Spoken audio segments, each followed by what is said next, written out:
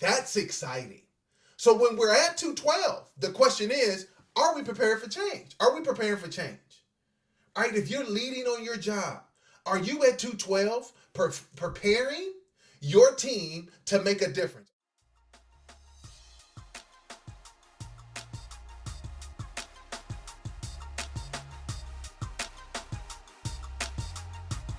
What's up? How you doing? Welcome back to A Moment of Clarity with yours truly, Aaron Thompson. Did you bring somebody with you? All right, listen. I want to talk about this concept that a lot of people talk about this in inspiration and motivational videos. You got to be at 212. You got to be at 212, 212, 212, right? So let's talk about 212. 212 just isn't an arbitrary number. 212 is actually the degree that water starts boiling, right? That's the temperature that water starts boiling. And we know when it starts boiling, you got your steam and everything else. But that water, right? That water that's in that pot that we're boiling is creating an environment for change. All right? That's the one thing I love about being at 212 is that the inspiration that I bring or you bring to the table is creating an environment for change. The environment for change can literally take a hard carrot and make it soft. It can take a boiled egg, an egg, and you drop it in there and you boil it and it becomes a solid. That 212 degree temperature for that water is something that is prepared, an environment prepared for change. That's exciting. So when we're at 212, the question is, are we prepared for change? Are we preparing for change? All right, if you're leading on your job, are you at 212 preparing your team to make a difference? Are you inspiring them? Are you getting them ready to be better because it's Monday or to get over hump day on Wednesday, right? Are you at 212 preparing an environment for change? Are you? That's the question we got to ask. Are we there and are people inspired to do something different? Because the inspiration is connected to those that are around us, to the environment that we're connected to. And for a lot of us as leaders, or those who want to be or aspire to be leaders, you got to ask yourself the question, are you navigating your life, leading, sacrificing, serving at 212 degrees? Are you creating an environment for change? All right? But see, the next part I want to talk about with 212, there's another side to 212.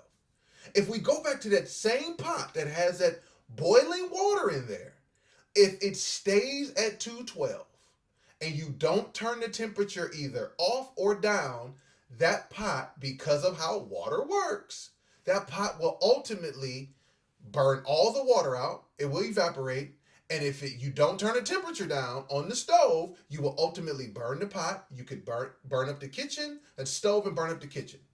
Now, for my people on the other side of 212, when's the last time you turned the temperature down? When's the last time you actually weren't always on fire, trying to keep people at your level the whole time, right? Because for some of us, we want to say, well, they just not ready. They just not locked in. It's their fault. I'm ready to go. Ain't nobody getting in my way. You know something? You're right. Ain't nobody going to get in your way because ain't nobody going to be around. If you want to actually have people around, then you got to turn your 212 down. And guess what? You ain't got to turn it all the way down to 150. Maybe you just need to turn it down to 210.